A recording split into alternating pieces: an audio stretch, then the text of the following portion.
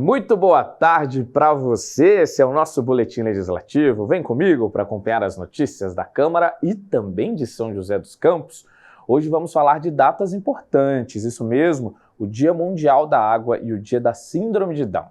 Preparamos reportagens sobre esses assuntos para destacar o nosso papel na preservação do meio ambiente e na inclusão e respeito de quem tem síndrome de Down.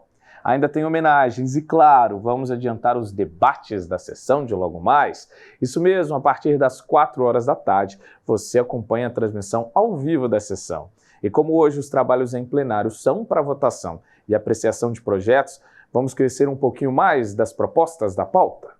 Entre os projetos da pauta da sessão desta quinta está a matéria da vereadora Dulce Rita, que prevê penalidades para agentes públicos que praticarem assédio moral durante o exercício do trabalho com a população. Outro projeto, este do vereador Dr. José Cláudio, visa garantir atendimento prioritário para pacientes portadores de doenças oncológicas nos serviços de atendimento públicos e privados. Seguindo a mesma linha, uma proposta apresentada pelo vereador Rogério da Acazem concede prioridade de atendimento a portadores de diabetes que precisam fazer exames médicos em jejum total. Também irá para apreciação dos parlamentares o projeto da vereadora Juliana Fraga, que oferece cirurgia reparadora de mama via SUS a mulheres vítimas do câncer de mama. Juliana ainda tem outro projeto na pauta. A proposta busca conceder auxílio aluguel a mulheres em situação de violência doméstica. Já um projeto apresentado pelos parlamentares Dr. José Cláudio, Dulce Rita, Fernando Petit, Júnior da Farmácia, Lino Bispo, Marcelo Garcia, Renato Santiago, Roberto Chagas, Walter Hayashi e Zé Luiz, pretende criar em São José uma semana para conscientização do luto parental. Ainda segue na pauta o projeto do vereador Fernando Petit, que garante acesso gratuito à internet em estabelecimentos que oferecem cardápio digital. Outros projetos são para a denominação de ruas e concessão de honrarias. A pauta completa você confere no nosso site, no ícone Pauta das Sessões. E para continuar no tema do Legislativo, agora eu te convido para acompanhar o nosso quadro Agora é Lei. Sempre apresentamos para você 2 novas leis em vigor na cidade, que já estão fazendo a diferença aqui em São José. Dá só uma olhada. Agora é Lei! Alunos da Rede Pública de Ensino de São José poderão receber exames de vista e audiometria.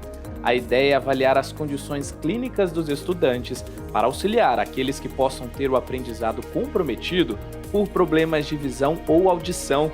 Se detectada alguma deficiência, a nova legislação determina que os alunos sejam encaminhados para programas específicos e, caso haja necessidade de uso de aparelhos auditivos, eles poderão ser concedidos de maneira gratuita. Agora é lei! São José dos Campos ganhou um programa municipal de ronda escolar. A proposta será executada a partir de uma parceria entre as Secretarias de Educação e Proteção ao Cidadão e tem como foco a segurança de alunos e professores. De acordo com a nova lei, a ronda escolar poderá realizar vistorias preventivas, atendimento de ocorrências, patrulhamento nas ruas próximas às escolas e até mesmo ações socioeducativas com os alunos e comunidade. Quer saber mais sobre as leis da nossa cidade? É simples. No site da Câmara você pode pesquisar todas as propostas sancionadas que já estão em vigor em São José. Basta clicar em Atividade Legislativa, depois em Legislação Municipal. Aí é só consultar a lei pelo ano, autor, palavra-chave e outros filtros. Uma boa pesquisa! E uma sessão solene marcou a entrega do título de cidadã joseense à médica Juana Montesinos Maciel. Nascida na Bolívia, Juana decidiu viver e fazer carreira no Brasil no ramo da cirurgia plástica para desenvolver a autoestima e também a autonomia de pessoas. Durante mais de 20 anos atuou no setor de queimaduras da Santa Casa. Foi a partir desta experiência que construiu a trajetória profissional, história enaltecida pela homenagem concedida pelo vereador Marcão da Academia. Em cerimônia realizada no plenário da Câmara, foi concedido o título de cidadão joseense à cirurgiã plástica Juana Montesinos Maciel. A honraria é destinada a pessoas que não são nascidas na cidade, mas desempenham um papel de destaque em São José. A homenagem foi iniciativa do vereador Marcão da Academia, que destacou o trabalho feito pela médica na cidade. uma pessoa que veio da Bolívia, né, passou por toda a trajetória dela, desde o Rio de Janeiro, estudando, depois veio para São José, com a ideia de tentar trabalhar com os queimados, outras áreas, né, e aí virando cirurgiã plástica, que ajudou quantas pessoas, né, ajudou a construir a cidade. Eu acho que o título de cidadão joseense ele vem para pessoas que ajudaram a construir a nossa cidade, a história de São José dos Campos. E a doutora Joana fez isso com maestria. E por isso, e muitas outras, né, desde formar sua família aqui também e tudo mais, ela é merecedora desse título. Nascida na Bolívia, ela chegou ao Brasil aos 8 anos de idade. Aos 24, se formou em medicina pela Universidade Federal Fluminense, no Rio de Janeiro. Estagiou em diversos hospitais, onde teve contato com pacientes com queimaduras graves. E a partir desse momento, decidiu se dedicar a estes pacientes. Durante mais de 20 anos, a doutora Joana trabalhou com queimados na Santa Casa de São José dos Campos. Amigos e familiares também ressaltaram o trabalho da médica na cidade. Uma homenagem muito boa para minha mãe, porque realmente ela trabalhou por São José e em São José desde 76, ajudando toda a parte da população mais carente, da Santa Casa, do INPS, do SUS, né? E é um reconhecimento que tem hoje em dia, não sendo são-joséense, mas trabalhando por São José durante esse período todo que teve aqui.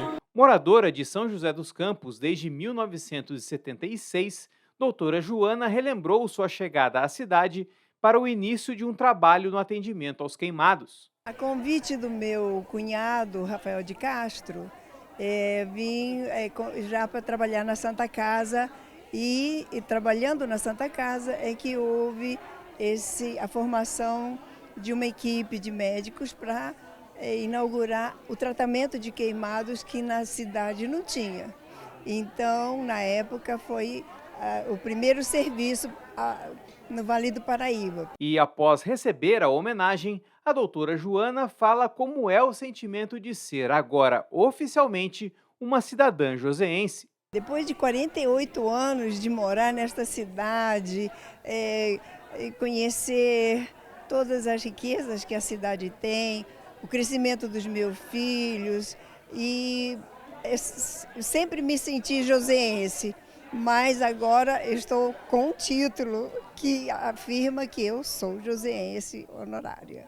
E vamos agora falar de emprego. Para te ajudar na busca por uma vaga de trabalho, a gente te convida para acompanhar a nossa agenda de serviços com as oportunidades abertas aqui em São José. Vamos ver? O PAT, Posto de Atendimento ao Trabalhador de São José dos Campos, tem oportunidades de emprego para açougueiro, ajudante de açougueiro, ajudante de pizzaiolo, ajudante de saneamento, armador de estrutura de concreto, armador de ferros, assentador de canalização, assistente administrativo, assistente de vendas, atendente balconista, atendente de lanchonete, auxiliar administrativo, auxiliar de contabilidade, auxiliar de cozinha, auxiliar de escrituração fiscal, auxiliar de lavanderia, auxiliar de limpeza, auxiliar de manutenção de edificações, auxiliar de manutenção predial, auxiliar de marceneiro, auxiliar de produção, auxiliar técnico em manipulação em laboratório de farmácia, babá, balconista, corretor de imóveis, costureira, cozinheiro, eletricista, eletricista auxiliar, eletricista de instalações de veículos automotores, eletricista de manutenção, empregada doméstica, encanador, encarregado de bar e restaurante, fiscal de prevenção de perdas, fisioterapeuta, funileiro de veículos, gerente comercial, gerente de vendas, gerente de loja de conveniência, instalador de som automotivo, instalador reparador de linhas telefônicas e telegráficas, marmorista, mecânico de automóveis, mecânico de manutenção de bombas, mecânico de manutenção de máquinas, mecânico de motor a diesel, mecânico de refrigeração, montador de estruturas metálicas, operador de telemarketing, passadeira, pedreiro, pintor, repositor, separador de material reciclável, serralheiro, soldador, técnico em eletromecânica e combustão, técnico em segurança do trabalho, trabalhador de fabricação de sorvetes e vendedor interno. Ainda há vagas para pessoa com deficiência nos cargos de auxiliar de estoque, operador de telemarketing e repositor. Para se candidatar é fácil, é só comparecer ao PAT, levando RG, CPF, carteira de trabalho e o cartão cidadão. O PAT fica na Praça Afonso Pena, número 175, no centro. E pessoal, hoje, dia 21 de março, é um dia para reforçar a mensagem da inclusão das pessoas com síndrome de Down. Esse dia 21/3 faz alusão a essa condição genética que é causada em indivíduos que apresentam 3 cromossomos 21. E mais do que conscientizar sobre a síndrome de Down, a data serve para quebrar preconceitos e garantir políticas públicas de acesso. O dia a dia da Letícia é agitado. São muitas tarefas para encaixar na rotina. As atividades são oferecidas pela ASIM, a Associação Síndrome de Down. Faço hip hop, com meu grupo de dança, aí faço musical, pintura em tela, informática. Logo que nasceu, a Letícia foi diagnosticada com síndrome de Down. A Ana Cláudia, mãe dela, conta que recebeu suporte da família e do hospital desde que recebeu a notícia. Foi imprescindível para que ela incentivasse a filha a se desenvolver sem limitações. Parece tanta coisa que parece que a gente não vai dar conta, né? Fala, nossa, está fugindo muito do meu roteiro, né? Mas depois, com o tempo, a gente vai acalmando e vai vendo que tudo é possível, né? Esse é um dos princípios da ASIM. Combater o capacitismo e promover um ambiente seguro e acolhedor para o desenvolvimento de pessoas com Down. A Maria José, presidente da associação, ressalta que, apesar dos avanços, atitudes preconceituosas ainda são muito comuns e prejudicam a inclusão. É o que, inclusive, eu falo com as mães dos que estão chegando, para procurar dar a independência para eles, não tratar nunca que nenhum incapaz, que tem, né? Acha que a criança é incapaz, como a maioria das pessoas de fora acha, e não é assim. Eles estão, se você conseguir trabalhar com eles desde novinho, eles são totalmente independentes. Eu digo que eles são 80% independentes. O Ministério da Saúde estima que no Brasil, a cada 700 nascidos, um é diagnosticado com síndrome de Down, totalizando cerca de 270 mil pessoas com a condição no país. O dado reforça a necessidade da conscientização sobre o assunto e, por isso, 21 de março é marcado como o Dia Internacional da Síndrome de Down. O diagnóstico pode acontecer ainda na barriga da mãe. No entanto, a descoberta nessa fase não faz diferença para o bebê, mas sim para que os pais estejam preparados para dar suporte à criança. Uma vez que tem esse diagnóstico, essa criança deve ser acompanhada por um pediatra e por qualquer outro especialista, se houver alguma comorbidade, e já se preparar para começar a fazer as terapias. As terapias que a gente mais utiliza são físio, fono e TO. Essas são as principais, e outras terapias depois quando a criança vai crescendo. Então, talvez uma psicopedagoga, uma psicoterapia, uma ecoterapia, que são outras terapias complementares depois que a criança já está mais velha. Outros fatores são essenciais para a inclusão, como a desmistificação da condição e o uso dos termos corretos para se referir à síndrome. A falta de conhecimento pode gerar falas equivocadas que perpetuam preconceitos e limitam o convívio social. Não é uma doença, é uma condição genética. Evitar falar nomenclaturas que vão minimizar isso, porque as pessoas com síndrome de Down ou trissomia do cromossomo 21, elas não têm nada de características que sejam diferentes das minhas ou das suas como indivíduos. Eles são indivíduos como nós também somos. Então, nós precisamos prestar bastante atenção nesse tipo de nomenclatura. E a inclusão também é pauta na Câmara de São José. Um projeto de autoria da vereadora Juliana Fraga, por exemplo, que tramita no Legislativo, propõe o registro e a comunicação dos nascimentos de crianças com síndrome de Down nos hospitais da cidade. Isso foi uma sugestão, em primeiro lugar, de mães com filhos com síndrome de Down. Então, elas viram também a necessidade de terem dados a mais, né, e quantificar quantas crianças nós temos na cidade, até mesmo para termos mais políticas públicas para esse grupo de crianças, adolescentes. Então, surgiu dessa necessidade que as mães tinham de saber quantos nós somos, quantas crianças com síndrome de Down nós temos na cidade. Que aí você vai cobrar, né, da prefeitura, das secretarias afins, que realmente olhe para essas crianças com a especificidade que elas precisam. E ainda falando em datas, amanhã é o Dia Mundial da Água. É claro que também vamos levantar esse assunto aqui no boletim. A gente sabe que temos um papel importante na preservação ambiental e no cuidado para evitar o desperdício de água, mas é preciso nos conscientizar sobre outro assunto, as perdas no serviço de distribuição. Dados mostram que no Brasil 40% de toda a água tratada é perdida no caminho até a nossa casa. Um número que acende um alerta e pede medidas efetivas por parte do poder público e das concessionárias. Ela é indispensável no nosso dia a dia. É fundamental para todos os seres vivos e tem uma data em sua homenagem. 22 de março é o Dia Mundial da Água.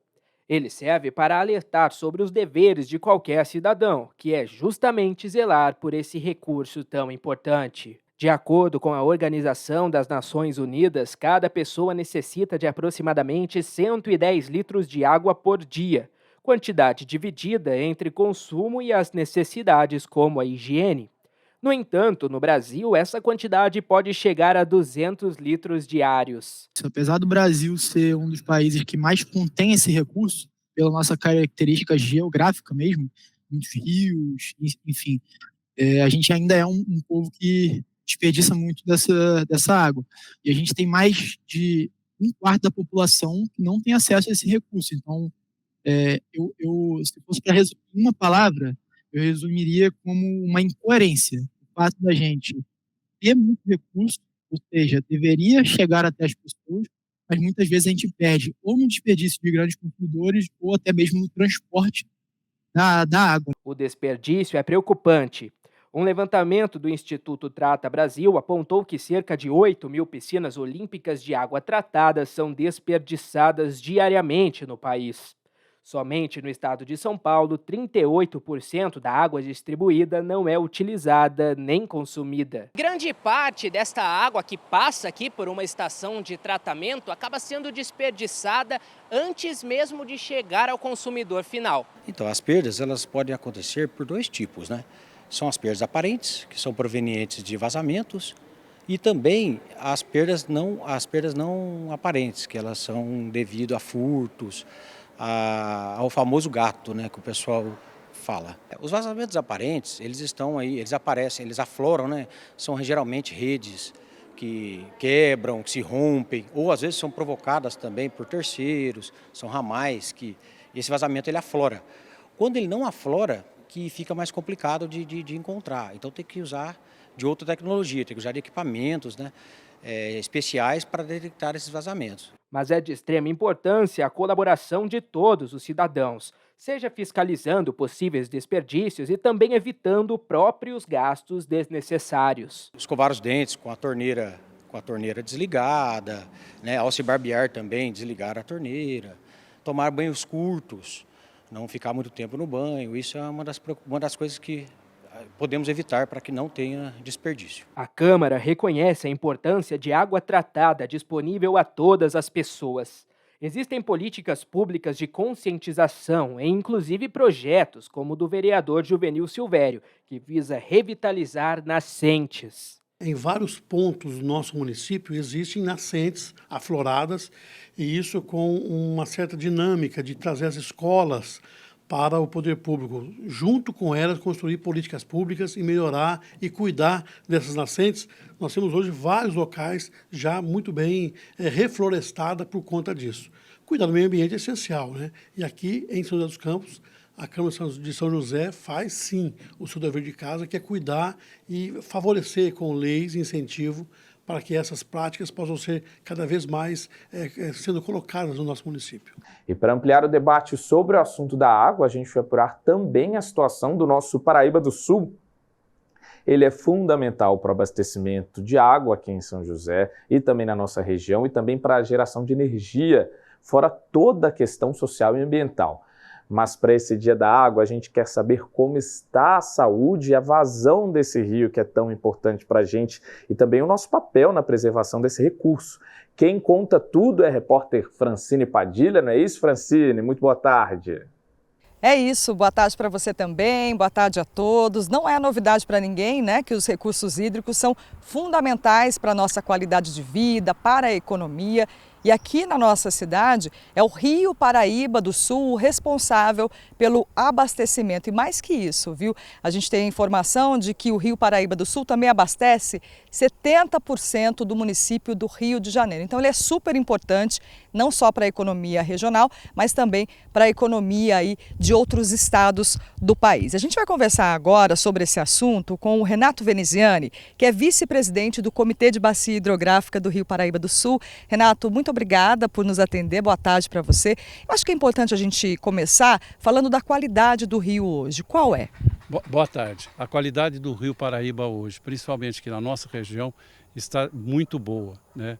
Ao longo dos anos, as empresas concessionárias de saneamento vêm trabalhando na recuperação dos seus tratamentos de esgoto sanitários. E a cidade de Jacareí, que está antes da gente aqui, que tinha um déficit muito grande do tratamento de esgoto, buscou recursos, tanto federais no CEIVAP ou no Comitê Nosso de Paraíba do Sul, e esses recursos, inclusive, estão fazendo o tratamento de esgoto bastante, vamos dizer, com bastante velocidade e com índice muito alto. Então, o trecho nosso de São José, Jacareí, São José e o Vale do Paraíba do Sul está muito bom. Onde ele fica pior são nas cidades que não tem tratamento de esgoto, tá certo? Ainda nós temos algumas cidades que o tratamento de esgoto é zero. Em relação ao abastecimento, né, existe algum risco ou, ao contrário, a gente viu um período de chuvas bastante relevante, né? Pelo contrário, agora nós estamos numa situação muito confortável que ao longo dos anos não tivemos, nos anos passados nós não tivemos. As represas estão em torno de 98% da sua capacidade, Jaguari está 99%, está praticamente 100%. Paraibuna também está nesse índice, e isso para nós, saindo de uma estação de chuva e entrando numa estação de seca, tranquilo. Esse ano a gente não vai ter problema. Isto não quer dizer que nós, a população, também não temos que fazer o nosso dever de casa, que é poupar essa água, esse bem precioso que nós temos. Pois é, a gente estava conversando anteriormente aqui sobre a qualidade do rio, sobre a quantidade, né? E muitas iniciativas ao longo desses últimos anos foram adotadas para que a gente tenha, de fato, qualidade do rio, né? O que você destacaria? Eu destacaria aqui em São José dos Campos dois exemplos significativos que foram ano passado. A Prefeitura de São José dos Campos pegou o recurso no comitê para fazer reflorestamento em áreas da zona rural à beira da represa do Jaguari. Isso é muito importante, porque você vai aumentar a quantidade de água, né, com o reflorestamento, e vai aumentar a qualidade da água.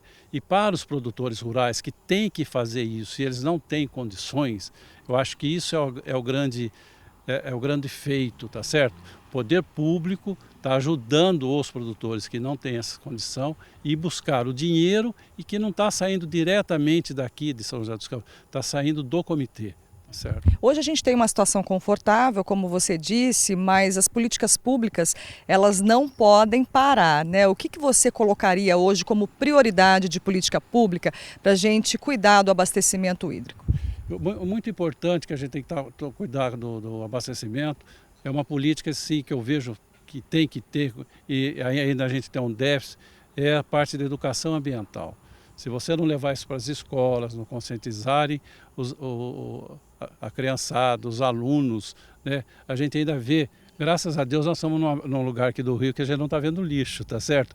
Essa população aqui está bem consciente, mas se você for em alguns lugares, aqui atrás no entrocamento do Rio Jaguari com o Rio Paraíba do Sul, o ano passado o Rotary fez aqui, tirou quase 1 tonelada de lixo.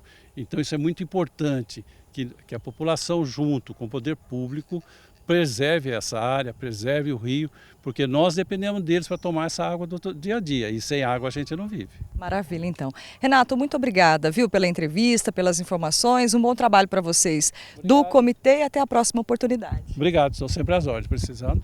Maravilha, muito obrigada. É isso então, gente. Como o Renato destacou aqui, é importante, claro, o poder público fazer a sua parte com políticas públicas, mas a população também precisa colaborar. A gente volta com você. Obrigado, Francine. Então é isso, pessoal. Fica o recado, hein? Todos nós temos que agir para cuidar do nosso Paraíba do Sul, fundamental para o nosso meio ambiente e também para a nossa vida. E agora a gente segue para a previsão do tempo. O calorzão continua aqui na cidade? A gente descobre agora. Esta quinta-feira deve ser quente e chuvosa. Períodos de céu aberto e sol se alternam com pancadas de chuva. A máxima prevista é de 33 graus e a mínima de 23. Amanhã, sexta-feira, a temperatura deve ser mais amena, mas também há grande chance de pancadas de chuva ocasionais. A máxima esperada é de 27 graus e a mínima de 23. E a gente sabe que quinta-feira também é dia de te ajudar para você programar o seu fim de semana.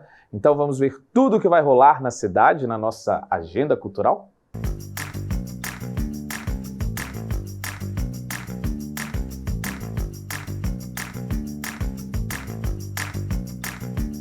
Conhecida na região do Vale do Paraíba, a cantora Fernanda Santos apresenta uma homenagem a uma das vozes mais marcantes do rock internacional. O tributo a Amy Winehouse relembra grandes sucessos da carreira breve dessa grande estrela dos anos 2000.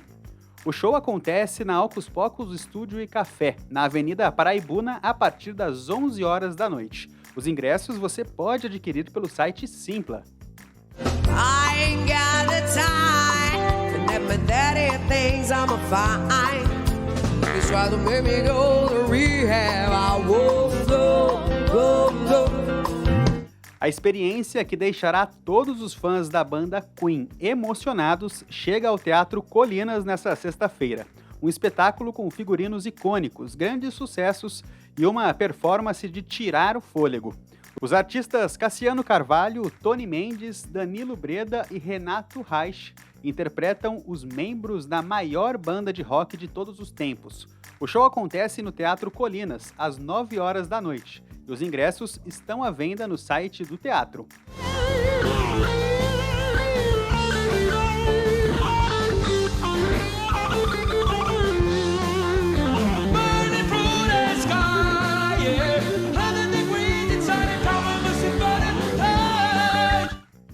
Dó e Mi, mais conhecidos como Clês, contam a história da encantadora Chiquinha Gonzaga e todos os seus movimentos em prol da libertação da mulher dentro do mundo da música. Com muito humor, música e interação, convidam o público a construir a história e refletir sobre as condições da mulher. O evento acontece no espaço de leitura do Sesc, que fica na Avenida Ademar de Barros, número 999. A entrada é franca. Diva da MPB, a cantora Paula Lima volta a apresentar o espetáculo Soul Lee, em que revisita a Rita Lee em versões pessoais, cheias de swing e black and roll. A apresentação será nesse sábado, no palco externo do SESI, às 8 horas da noite. A entrada é gratuita. Os ingressos devem ser reservados pelo portal Meu SESI. O SESI fica na Avenida Cidade Jardim, número 4389. Mas como vai você, assim como eu, uma pessoa comum, um filho de Deus?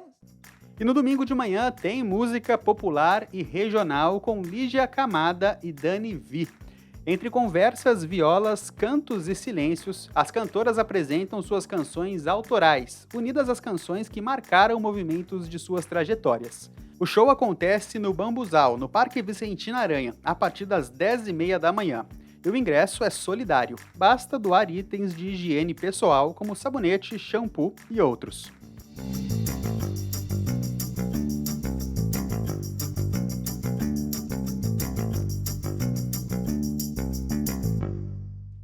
E chegou ao fim o boletim desta quinta. Muito obrigado pela companhia e fica o convite para amanhã você acompanhar o Semana Legislativa a partir de 1h30 da tarde.